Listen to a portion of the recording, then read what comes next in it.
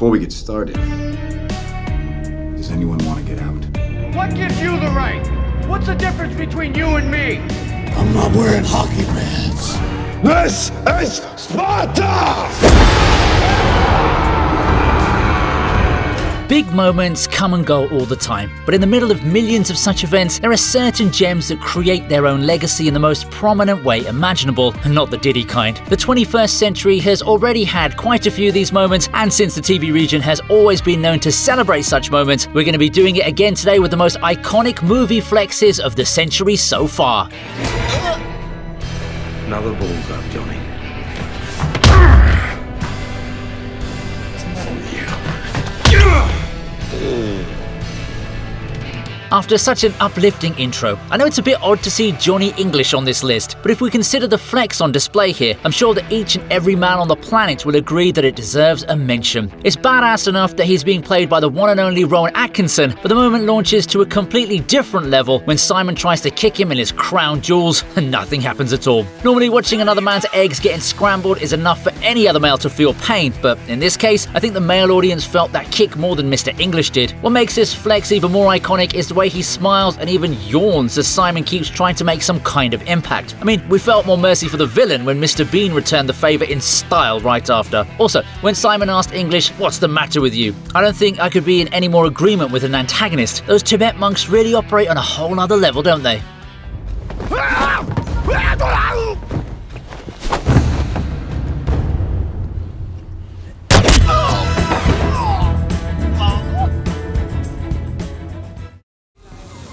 Hey, Mia, you better hide your baby, or I'm just playing. You better hide that big-ass forehead. I was just joking. Dwayne Johnson has never held back from roasting other people. I mean, just look at how he keeps firing shots at Kevin Hart. Bro's twice his size, but he still spares no mercy. So if you put him up against a crybaby like Tyrese Gibson, then you know you're in for a total violation. This one's from the Fast and Furious franchise, back when it was still somewhat enjoyable despite its ridiculousness. It's essentially one roast after the other as Roman Pierce tries to mock Hobbs for being a baby oil enthusiast. If that's the age range he's looking at, then he should have probably targeted Drake, because Hobbs' response was way too savage. To have one bald man violate another bald man by mocking the size of his forehead is simply diabolical. Aren't all baldies supposed to be one big happy family? Come on. What would Vin Diesel say if he sees you guys fighting over your similarities? I've also got to shout out Ludacris for that priceless reaction, and just so you know, he wasn't actually acting there.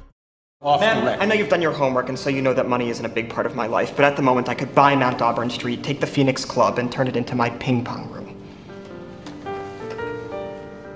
Just because someone looks like a nerd doesn't necessarily mean he's not going to flex his status and bank account on you. The real-life Mark Zuckerberg is one of the clearest examples of this statement, and another perfect representative of the same is the guy who played him in The Social Network. Jesse Eisenberg was much better off playing characters like these rather than Superman's arch-nemesis, but whatever, man. Now, this particular scene is when Eduardo is having a go at Mark for allegedly promising him his fair share of Facebook, only to then turn on him. We'll split it, 70-30. 70 for me, 30 for you for putting up the $1,000 and for handling everything on the business end. You're CFO. And you said? I said, let's do it. Now, there are lawyers and attorneys present to make sure things are civil, but when you're on the path to become a future billionaire, you won't really care about such matters now, would you? That's exactly why Mark made it very clear to Eduardo about what all he could buy and turn into his ping pong room. Oh yeah, I know it's not a direct part of this scene, but I also got to highlight the part where he tells the Winklevoss twins, if you guys were the inventors of Facebook, you'd have invented Facebook. Damn, that had to sting. And I see we have our first surrender. Don't worry, Mr. Zuckerberg. Brighter men than you have tried and failed at this class. One valid bit, one modified bit, one reference bit, 5 permission bits. That is correct. Does everybody see how he got there?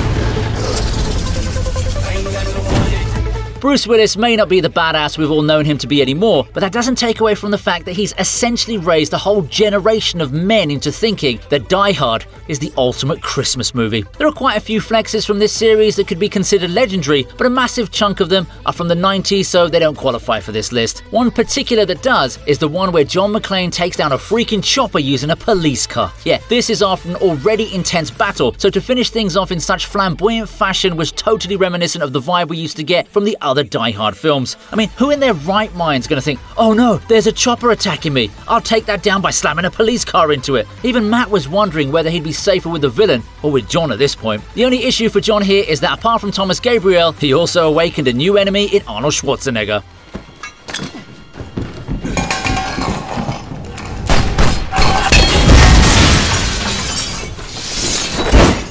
That's gonna wake the neighbors. Imagine a king who fights his own battles. Wouldn't that be a sight? Yeah, okay, we all know that this movie mainly became a hit because of the ladies loving Brad Pitt, but bro did a lot more than serve looks in 2004's Troy. There was a lot to be said about Achilles as a character, but nothing stood out more than when he decided to show his people that he was the kind of king who liked to fight his own battles. The match against the giant Boagrius would have seemed like a death wish to most, but to Achilles, all he needed was one strike to end it all. After witnessing this match, it honestly felt as if the giant was the underdog because he clearly stood no chance against that kind of speed and agility. On top of that, Achilles flexed a bit more by asking the rest of the opposition if there was anyone else who'd like to challenge him. Is there no one else? Man, imagine being so confident that you asked for an even tougher opponent after taking down Nathan Jones. This dude was Leonidas before 300 was a thing.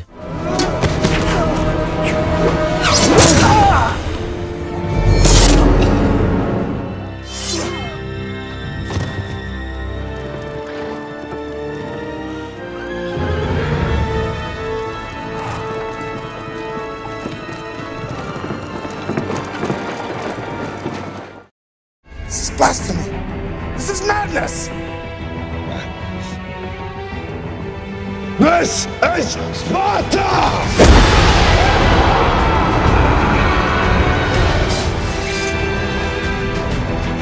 Speaking of King Leonidas, here he is in a higher position than Achilles, but the main reason for that is because of how over-dramatic Zack Snyder made this seem. 300 is actually the perfect example of a king fighting his own battles, but the way Leonidas kicks it off is what blew me away. Sure, kicking the messenger into an endless pit of despair may be a bit unfair considering the victim was just trying to act tough, but hey, if you want to make a statement, you've got to make it as loud as possible. After all, with all of that testosterone flying around in the air, there was no way that Leonidas was going to be chill about the Persians threatening his people and mocking his queen. One epic line and brutal kick was what it took to spark the massive war that would follow this meeting. And I gotta give props to Leonidas for at least taking a second opinion on whether he should send the perfect message by ending the messenger himself.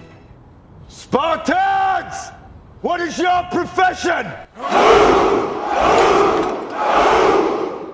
Spartans! Ready your breakfast and eat hearty. But tonight, we dine in hell! Before we get started, does anyone want to get out?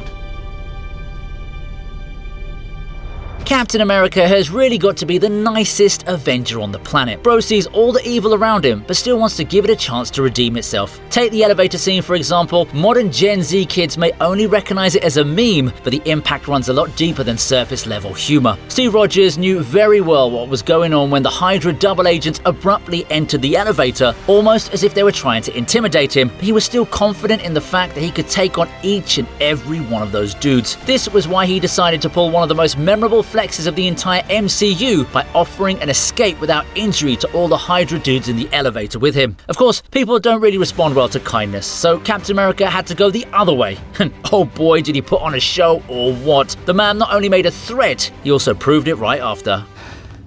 It kind of feels personal.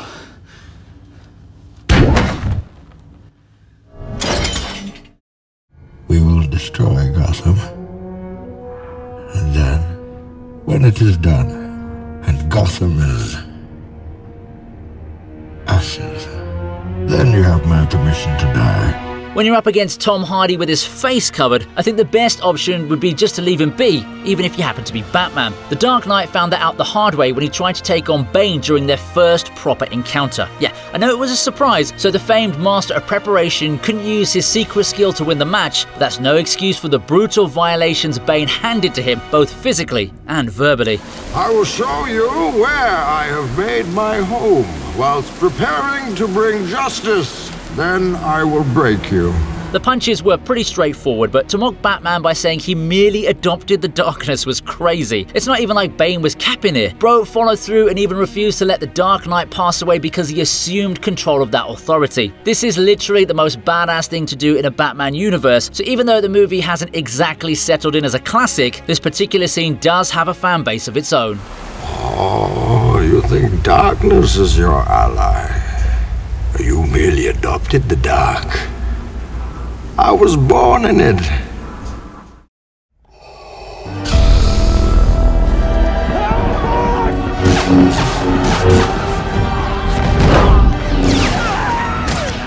It's not an epic list unless Darth Vader is in it. So here he is in that amazing surprise cameo from Rogue One, A Star Wars Story. Honestly, the MVP will always remain the OG Darth Vader, but since he dominated the 20th century as a villain, we'll have to do with what can best be described as an homage to his legacy. Also, you know what?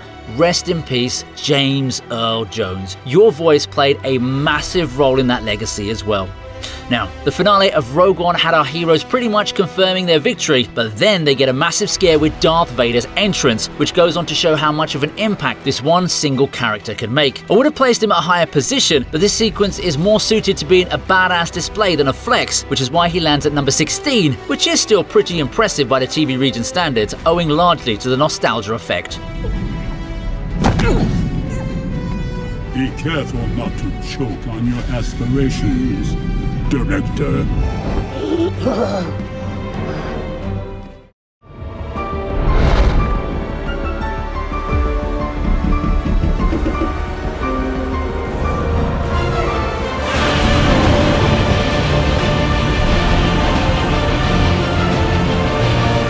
Yep, the King of the Monsters also finds himself as a part of this decade's icons because, let's face it, after the abomination that was 1998's Victoria's Secret Zilla, the Americans desperately needed a W when it came to Godzilla. The battle against King Ghidorah may have been legendary in its own right, but the sequence that followed was what totally made this into a flex. Just imagine you've been beating an alien dragon with 3 heads, and then you have a massive group of titans coming towards you, but to pledge their allegiance. Yeah, Godzilla was ready to have a go at all of them, especially Rodan, but the moment those titans started bowing one after the other, bro knew he became the king. Celebrating the achievement with his iconic roar in conjunction with all the titans bowing down to him has got to be the best flex I've ever seen in a monster movie. After all, Godzilla isn't Japan's most popular kaiju for nothing, you know?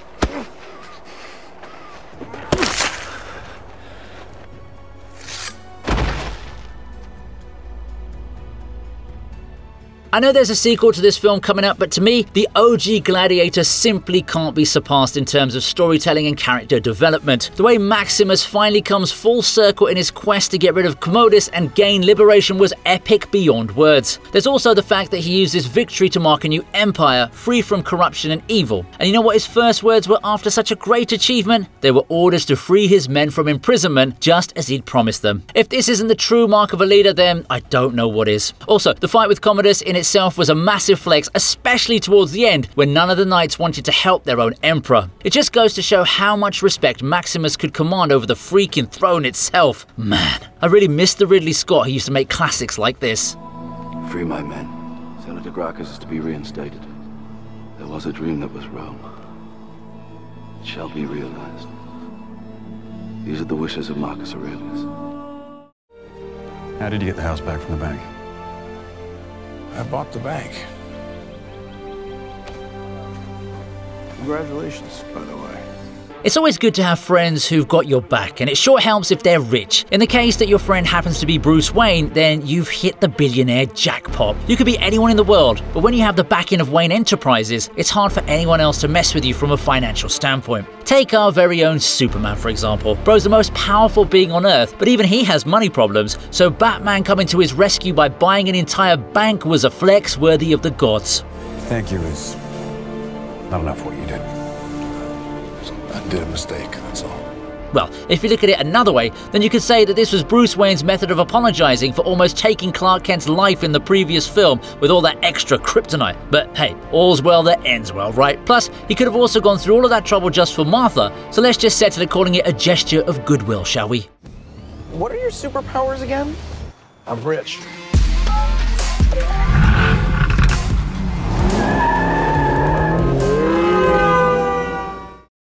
Ever notice how you come across somebody once in a while that you shouldn't have f***ed with? That's me. The fuck? You put a finger at it. Oh, shit. Come on now. Hey, Pops. Come on now. Clint Eastwood has been flexing way before the term became a widespread social media phenomenon. Now, a majority of his iconic films came out in the form of gems such as the Dollars trilogy and the Dirty Harry movies, but our man still managed to crack one in the current century with 2008's Gran Torino. Do you have a problem with me, Mr. Kowalski? You don't want to know. No, I do. Well, I think you're an overeducated 27-year-old virgin who likes to hold the hands of old ladies who are superstitious and promises them eternity. This scene here was Kowalski saving a girl from a bunch of diddlers in front of her own date, who, funnily enough, happens to be Clint's son in real life. Bro was wearing that headpiece as if he was going to become the next Eminem, but the diddlers made him realize that his whole persona was just cap. Shut up. What is all this bro shit anyway? Now get your old fake patty ass on down the road. Kowalski doesn't care for silly slang. He's a badass war veteran and the language he speaks is the power of the bullet. Grandpa turned into granddaddy in a matter of seconds after he stopped playing and pulled out his weapon of choice. Seeing the diddlers treat him with respect after that totally elevated this scene beyond what we could consider a standard flex. Take care now. Yeah, you too.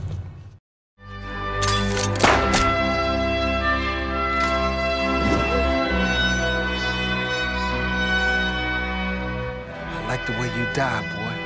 Top 10 territory has arrived, and so has Jamie Foxx for the first time on this list. Quentin Tarantino loves himself some violence and women's feet, but he also makes splendid movies whilst he's at it. I said, this is my world. And in my world, you gotta get dirty.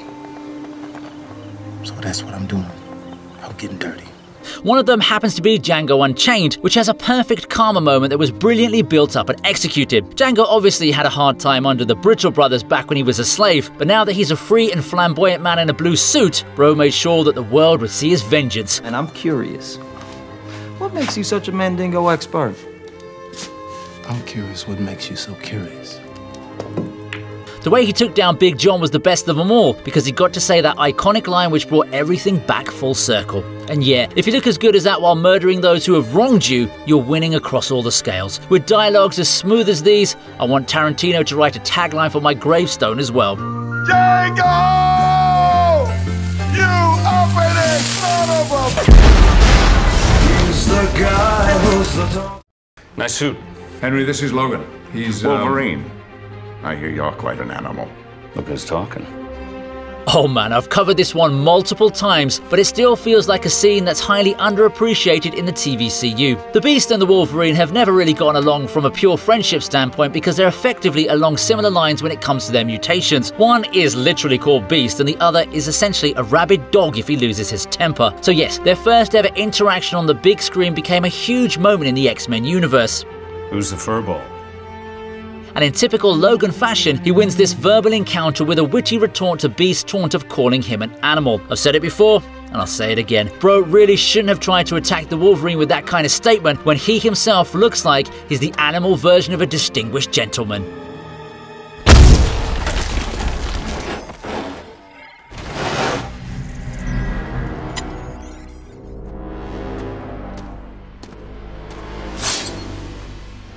Class dismissed.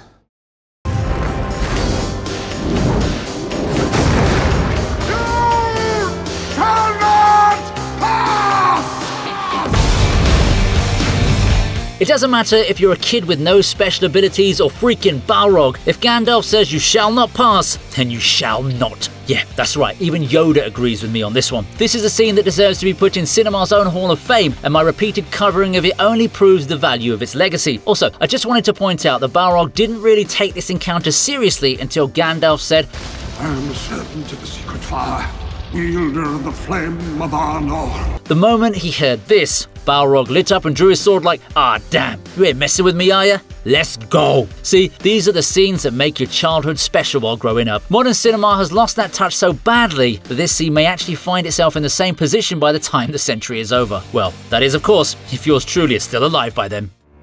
Fly, you fools!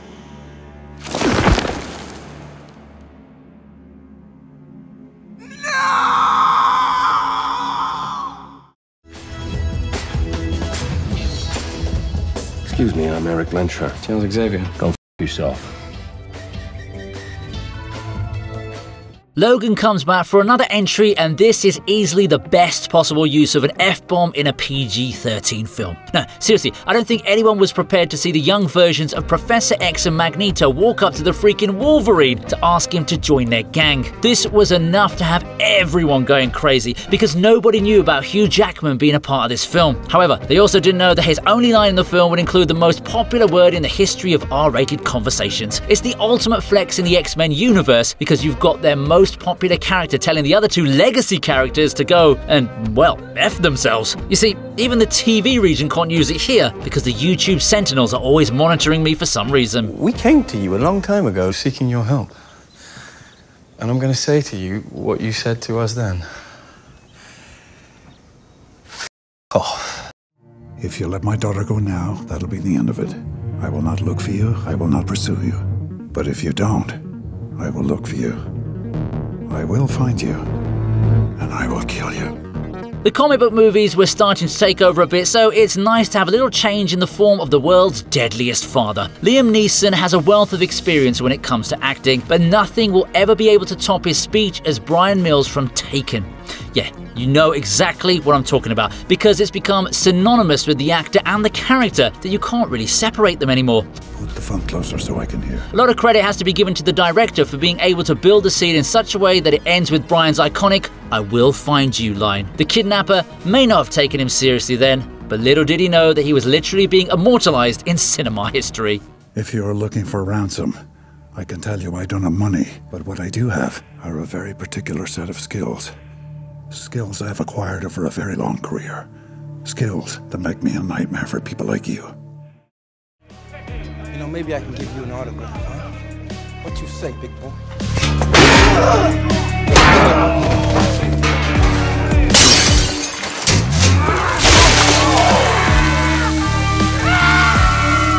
Oh yeah, how on earth can you leave something like this out of a list which includes flexes? I mean, it's got a prisoner who's warning the other prisoners about being locked in with him. Imagine how much of a badass you need to be for the danger levels in a prison to increase the moment you're brought there. Of course, the brutality of Rorschach may have gone to certain extremes, but that was only because the other inmates were trying to mess with him. I'm not locked in here with you.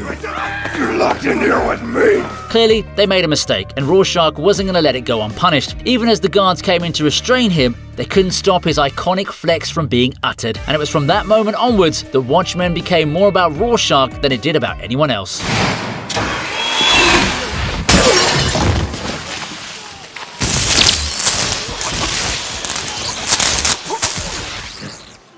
Never disposed of sewage with a toilet before.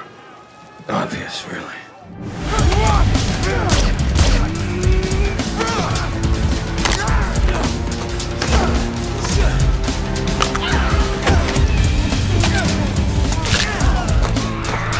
Is it really a video about flexes if we don't have John Wick wrecking the place? In this case, he ain't just limited to a place, but rather the whole world as a bounty is put on him and everyone tries to attack him at the same time. Sure, they would be considered smart because of the numbers advantage, but the one blunder they committed was underestimating their enemy. John Wick doesn't care if he's up against a single opponent or hundreds of them at the same time. He can end everyone because he's the kind of boogeyman that makes Kendrick Lamar look soft. Bro got shot multiple times, had a human Hulk going at him, and was outnumbered to a whole other level, but he still came out on top because he's John freaking Wick. Also, how the hell did that fat dude survive a bullet to the head? Bro had to get double tapped as if John was dealing with a zombie. Tell them all. Whoever comes, whoever it is, I'll kill them. I'll kill them all. I'm going to have to ask you to leave. I'm buying this hotel and setting some new rules about the pool area. Billionaires can really just buy their way out of trouble, can't they? In this case, we have Bruce Wayne being the player that he is yet again by buying an entire hotel just so that his European lady friends can enjoy themselves in the fountain. That waiter must have had his heart in his mouth the moment Bruce told him that he was buying the hotel because the dude was trying to act all brave and stuff just a few seconds before. It really is a serious flex to just be like, oh, this place doesn't like my style? No problem. I'll just buy it and change everything. At this point, I'm convinced that Christian Bale totally kept some of that Patrick Bateman energy in reserve for this role. Nice car. You should see my other one. Big man in a suit of armor.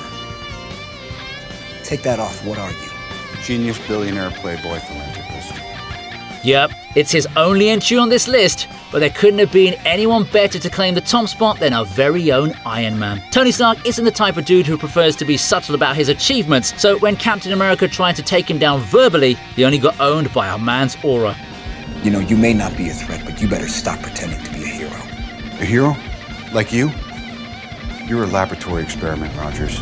Everything special about you came out of a bottle.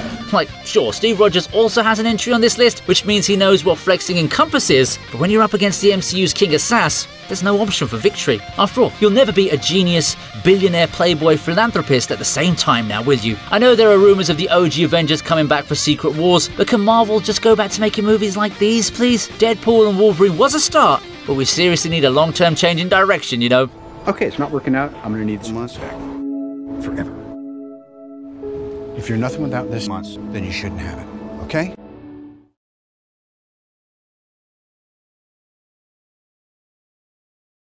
Hope you like this video. Please subscribe to the TV Regent, and here's another video I know you're going to enjoy.